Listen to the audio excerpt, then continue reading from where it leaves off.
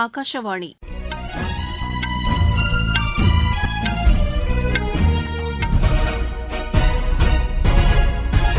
செய்திகள் வாசிப்பவர் வடிவழகி கபிலன். தலைப்புச் செய்திகள்: எக்ஸ்போசாட் செயற்கைக்கோள் PSLV C-58 ராக்கெட் மூலம் இன்று வெற்றிகரமாக விண்ணில் செலுத்தப்பட்டது.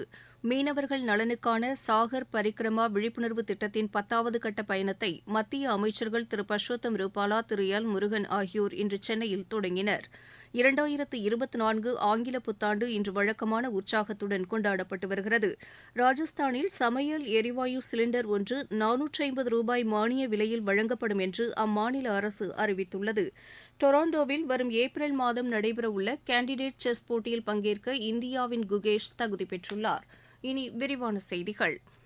எக்ஸ்போசாட் செயற்கைக்கோள் PSLV C-58 ராக்கெட் மூலம் இன்று வெற்றிகரமாக விண்ணில் செலுத்தப்பட்டது.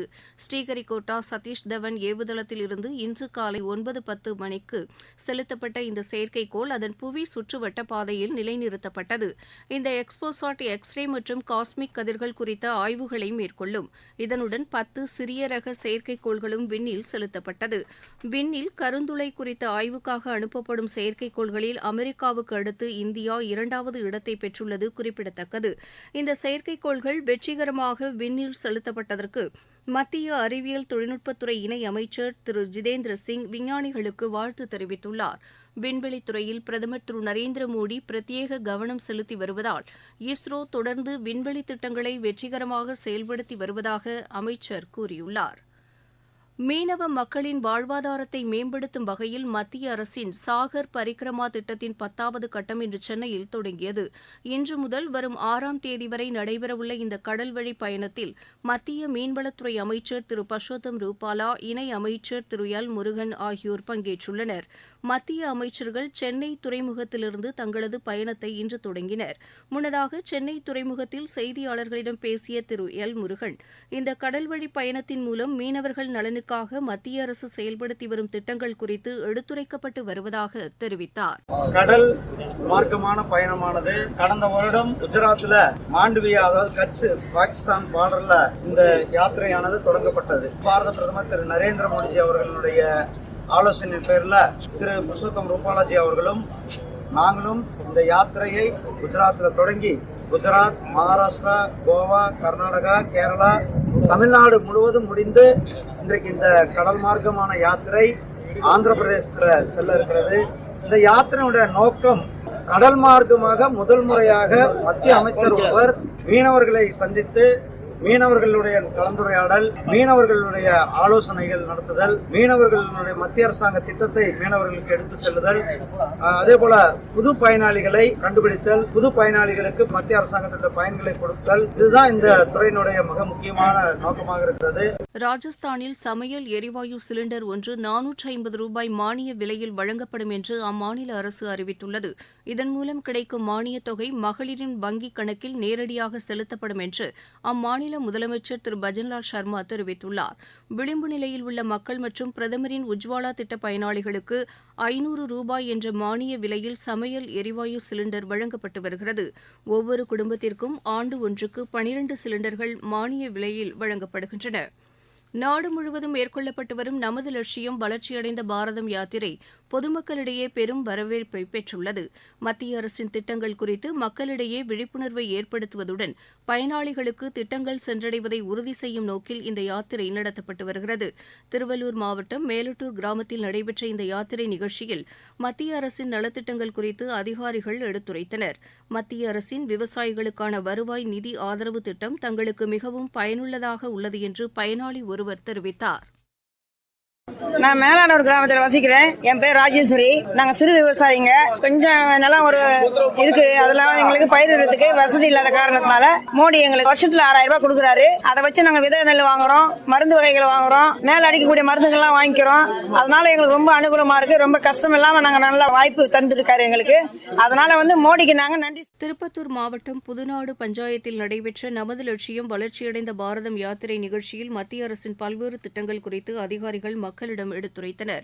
இதில் பங்கேற்ற பயனாளிகள் மத்திய அரசின் நலத்திட்டங்கள் குறித்து தாங்கள் அறிந்து கொண்டதாக கூறினர். என் பேர் எழிலரசி.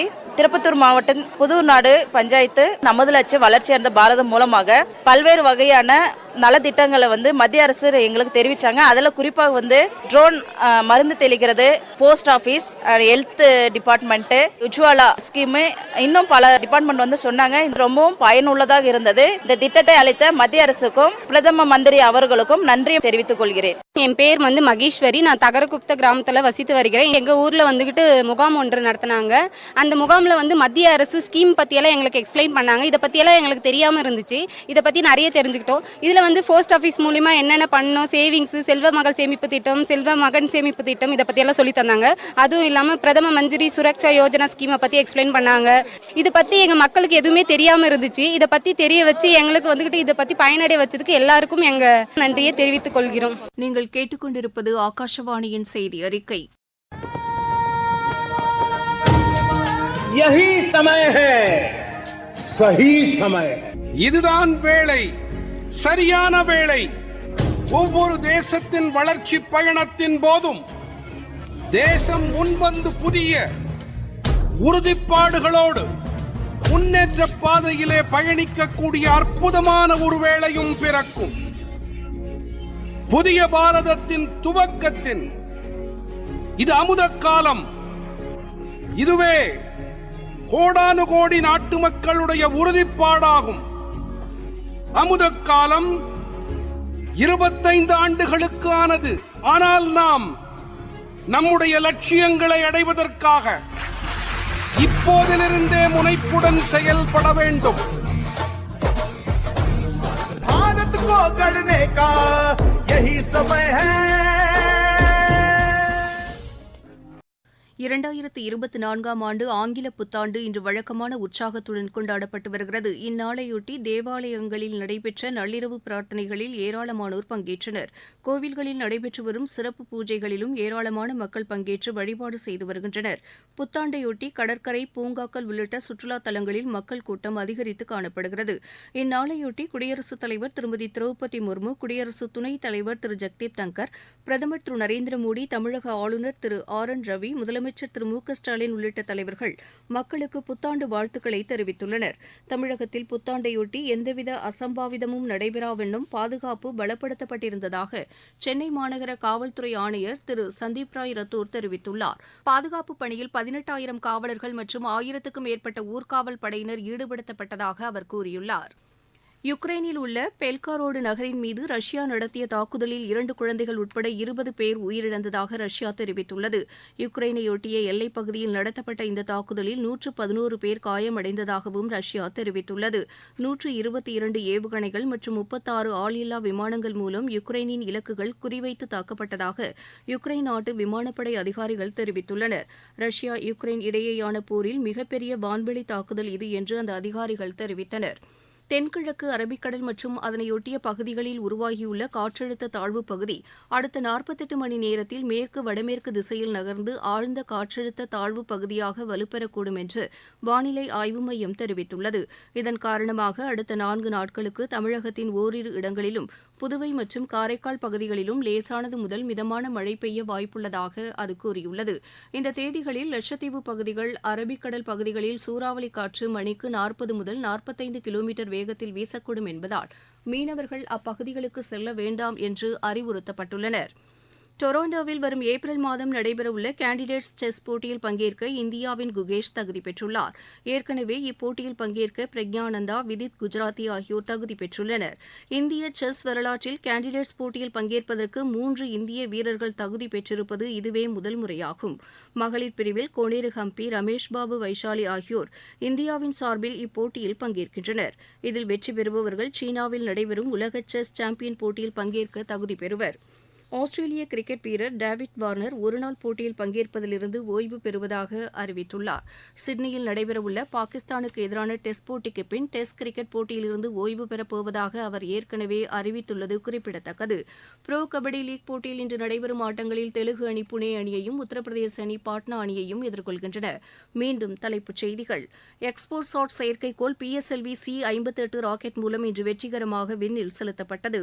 மீனவர்கள் நலனுக்கான சாகர் பரிக்கிரமா விழிப்புணர்வு திட்டத்தின் 10வது கட்ட பயணத்தை மத்திய அமைச்சர்கள் திரு பர்ஷோத்தம் ரூபாலா, திரு எல் முருகன் ஆகியோர் இன்று சென்னையில் தொடங்கினர். 2024 ஆங்கில புத்தாண்டு இன்று வழக்கமான உற்சாகத்துடன் கொண்டாடப்பட்டு வருகிறது. ராஜஸ்தானில் சமையல் எரிவாயு சிலிண்டர் ஒன்று 450 ரூபாய் மானிய விலையில் வழங்கப்படும் என்று அம்மாநில அரசு அறிவித்துள்ளது. டொராண்டோவில் வரும் ஏப்ரல் மாதம் நடைபெறவுள்ள கேண்டிடேட்ஸ் செஸ் போட்டியில் பங்கேற்க இந்தியாவின் குகேஷ் தகுதி பெற்றுள்ளார். செய்தி அறிக்கை நிறைவு பெற்றது.